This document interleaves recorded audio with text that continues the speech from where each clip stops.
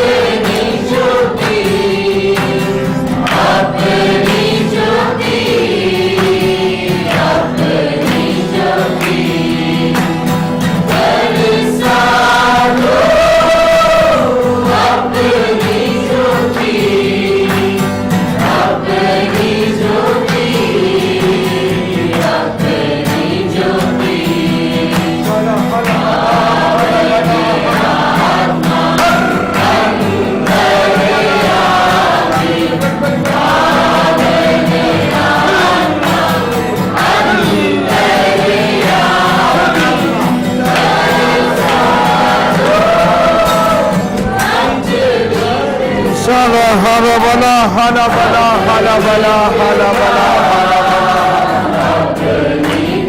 Oh, Holy Spirit.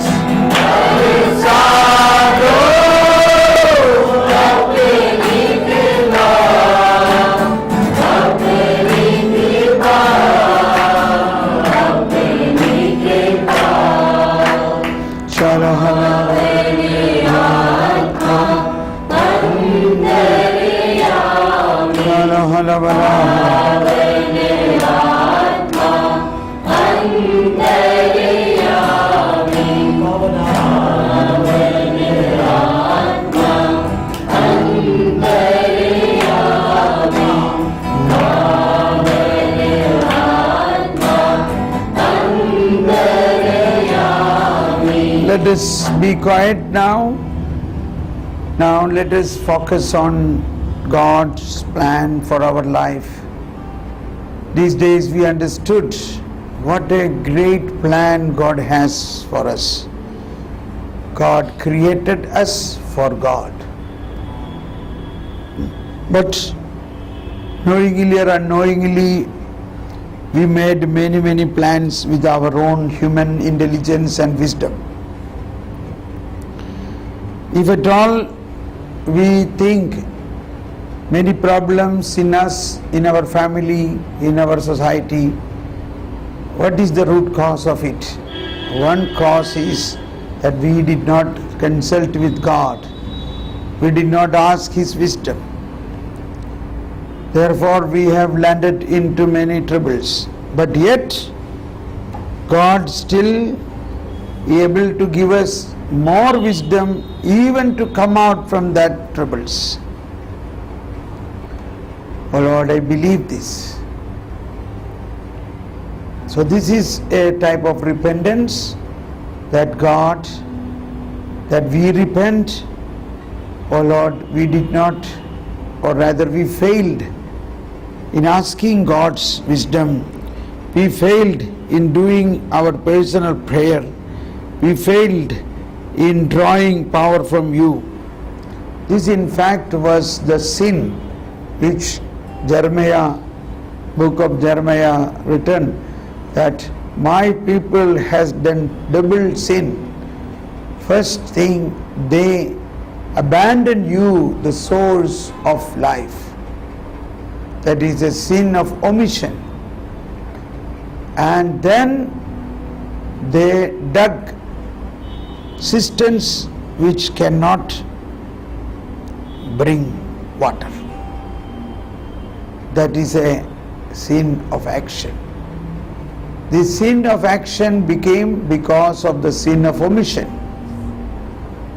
So these days we have been thinking, and we have full confidence that God will surely in His mercy and compassion will help us. He is so magnanimous in giving everything.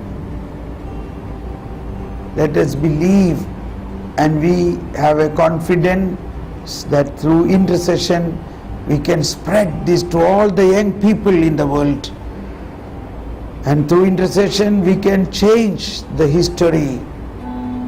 Like we are also, St. James said, Elijah was also a human being like us, but when he prayed 3 years, God stopped. 3.5 years there was no rain, and when he again prayed, God brought rain. So such is the power of prayer. Elijah was a man like us. Elijah was a man like us. जब वो प्रार्थना किया तो 3.5 साल के लिए पृथ्वी में वर्ष नहीं हुआ, पानी नहीं गिरा.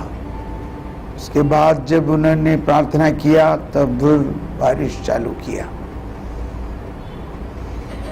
So intercession, many places in the New Testament there are great incidents happen through prayer. In Acts of Apostles, in Acts of Apostles chapter 10, 10 or 12, chapter 12. James was beheaded, and that made Jews very happy. So Herod caught Peter to be beheaded, and Peter was in the prison. And in that night, church was praying. Church means few ladies and men in the house of mother of Mark were praying. And then the angel of God appeared in the prison, broke the chains of Peter, and angel said, "Get up." And Peter got up. Angel led him out of the prison. The iron gate opened by itself. Iron gate of the prison opened. Why? In the house of Mark, there were few ladies praying, and Peter went to that house and started knocking. They were astonished, and a girl named Rhoda, a maid servant, she came to open the door. Then she realized, listening the voice of Peter, she was so excited, and without forgetting to open the door, she went in to announce that Peter has come. Now here, two persons' name is mentioned in this chapter is Peter and Rhoda. Peter, the Pope, but for him to come out from the prison, रोदा नामक एक नौकरानी का प्रार्थना का जरूरी पड़ा. Are you ready to be like Rhoda? That's all. An uneducated girl, one maid, but she was full of fire and praying for Pope. And the angel of God went to prison and broke open the iron gates and saved Peter. These are the New Testament intercessions. I always consider India has such a great wealth of such simple ladies, uneducated, poor, down to earth symbol. They will sit day and night and cry out. This is our wealth. A level of poverty they have, simplicity they have, full confidence in the Lord they have. I tell you, this is not in any other country, like in Europe or Western world. So we have to participate in our own area. Many such simple people, gather them, make us cell group or small group, and start many intercession cells.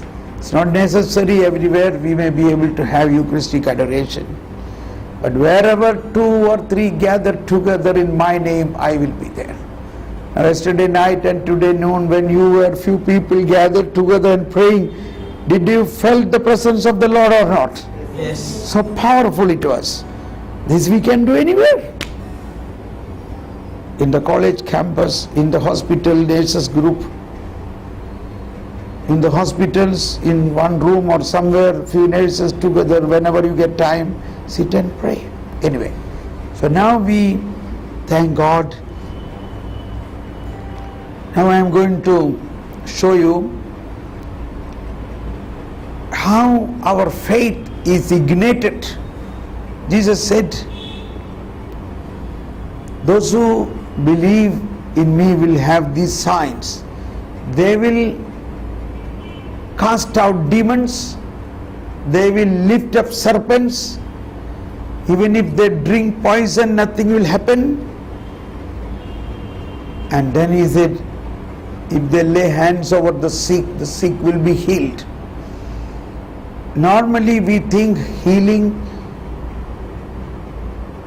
or what I want to explain is healing is more and more needed, not for healing the sick, but for increasing the faith of the people. Lazarus was risen But after a few days he again died. So what was the need of raising him up? Need of raising him was to show the world what is the faith in resurrection.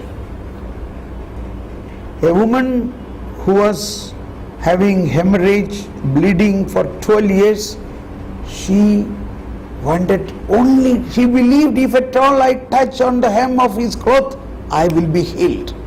And she went behind, in between the crowd, she went inside, tick, she touched him.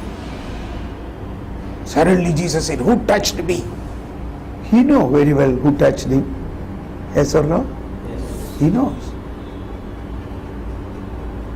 He said, power was drawn from me. Who is that? The whole people were in panic. Who is that? So many people are touching him. Now one woman got up and said, Lord, it was me. I believed if at all I touch on your cloth, I will be healed. I believed that. Good. My child, your faith has saved you. And that incident of her testimony is proclaimed throughout the world through gospel, and all of us have increased our faith through that incident. Not only the people who are there, correct? So healing is first of all not to heal the person, but to sprout the faith that makes a strong faith. So now I am going to show you that. Now we can apply the same thing. Jesus said, a believer has this sign. You lay hands over the sick, you will be healed. I am not a healer, but I am a believer. All of you are believers. So now, any one of you who has severe pain in any part of the body, you come forward here. When we pray, you will see now, all of us will see now, like we are seeing the healing taking place as we look at them. In that Augenblick, at that very moment, the leper was healed. That very moment, this woman in hemorrhage was healed. The very moment, the centurion servant was healed. That moment. So Jesus can do a healing at this very moment. And when that power flow from Jesus and heal this person, what is going to happen is all of us are going to receive a special uplifting of our faith. Now you check your faith level now. Now after a few minutes you see how it is going to grow up. So please come, those any of you who has any pain on your body. Yes, please come.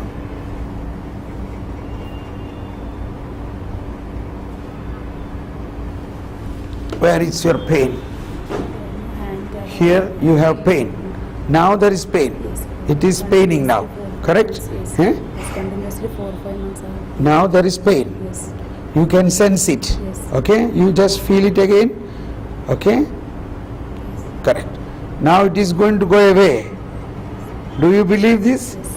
Do you believe Jesus is going to heal you now? Yes. Right now? Yes. Yes. How many of you believe that Jesus is going to? Yes, that's important. Raise your hand. Keep praying. Yes, everybody. Raise your hand and pray. Come this side. Praise you, Jesus. Thank you, Lord. Praise you, Jesus. Thank you, Jesus. In the name of Jesus. All blood vessels, tissues, bones and muscles come back to normal healthy condition. In the name of Jesus. May your power flow into it. May your power flow into heal. In the name of Jesus. All blood vessels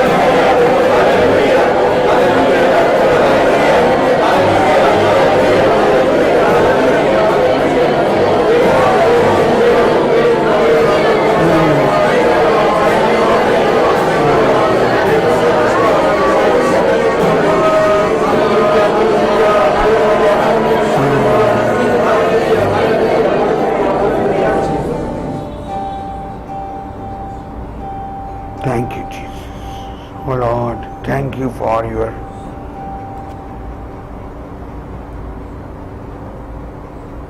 okay. Now you see. The pain is not there. There is no pain. No.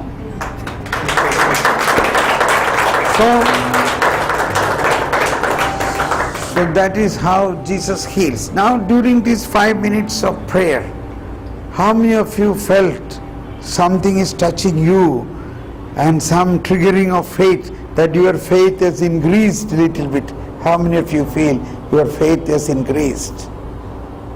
See, that is the need of this prayer. So whenever you lay hands over and heal a person, healing takes place, that is good, but simultaneously faith increases of her and as well as every one of us. Okay, anybody else need a healing prayer now? Anybody else who has any pain? Come.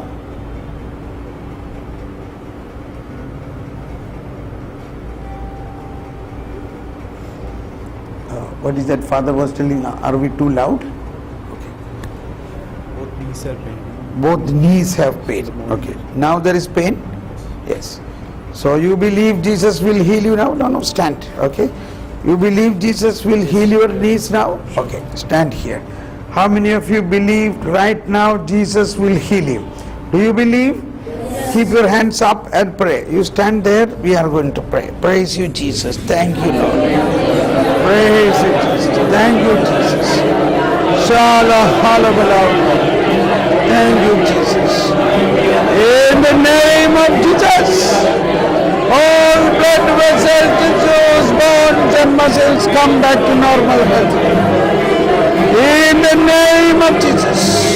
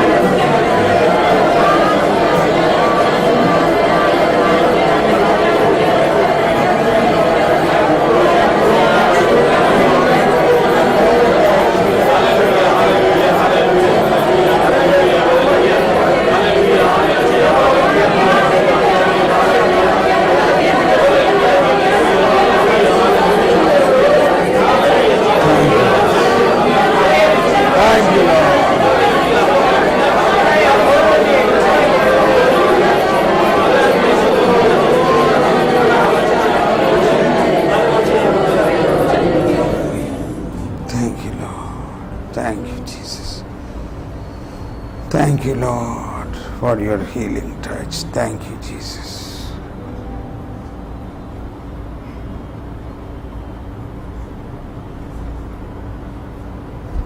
Now see, how is it? Can feel freeness now. It is, but not fully healed, or it is free now? Can you kneel and see? It's okay. Yes. It is okay? Yes. Very good. कहता है दिल मेरा धन्यवाद प्रभु, ये तूने कार्य महान मेरे प्रभु। कहता है दिल मेरा धन्यवाद प्रभु, ये तूने कार्य महान मेरे प्रभु।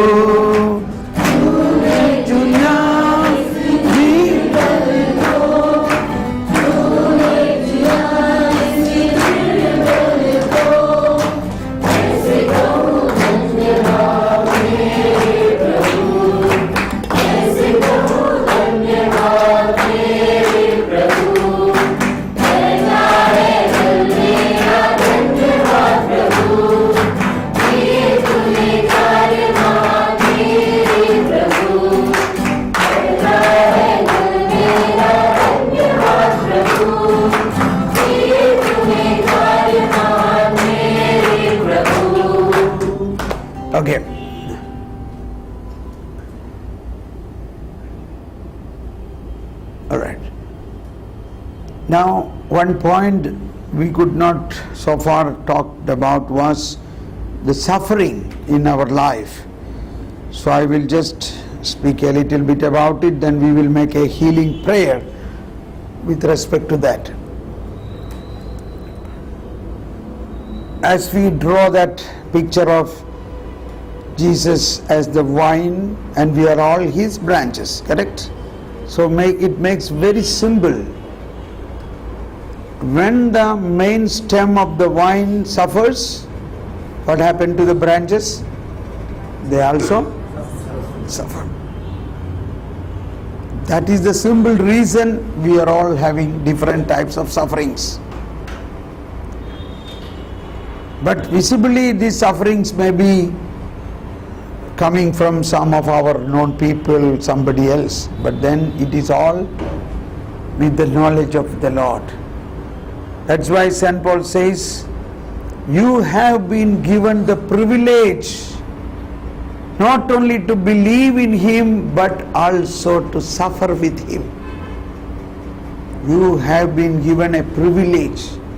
You know, all the apostles except St. John, even St. John was dipped in boiling oil, but he did not die, and he was then later on he was extradited to some island and there he died.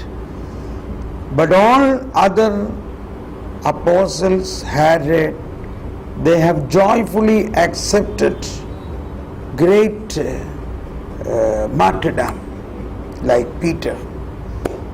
Peter was in Rome, and at the time of persecution through the Emperor Nero, all the disciples were sure that Peter will be now killed. Peter was in fact ready, but everybody said, no, you are Pope, you should escape, you should not get caught by this man, Nero. But Peter said, then allow me to go alone, nobody should accompany me, I will go alone out of Rome. So he was going out from Rome, and as he was going, he saw Jesus coming towards Rome. And it was then Peter cried and said, Domino, quo vadis? Domino, quo vadis? And then Jesus said, I am coming to Rome to be crucified again. Oh, then Peter realized, and Peter said, no, Lord, it is me who should be crucified, not you.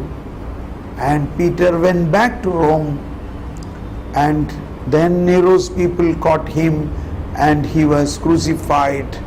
And that time he said, please don't crucify me like Jesus, my Lord. Crucify me upside down.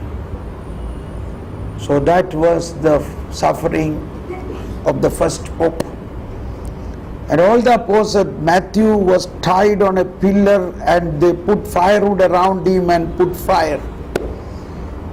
Mark was dragged, tied on a horse's tail,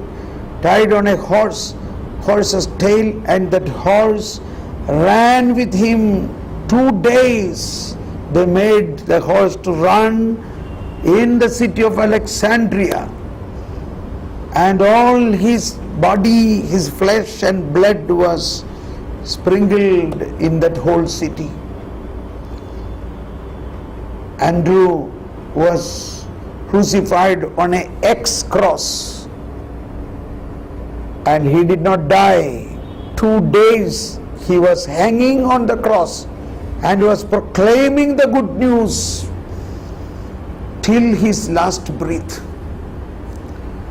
So it is like that. So all the apostles, and thereafter thousands of martyrs. So the church born in the blood of Jesus and the blood of the martyrs.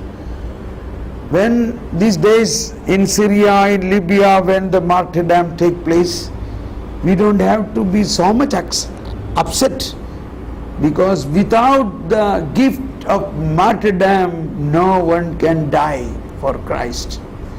If anybody is dying for the sake of being a Christian, it is a privilege. It is a great work for the salvation of the people of that country. This blood of these martyrs will cry out and bring blessing for that land.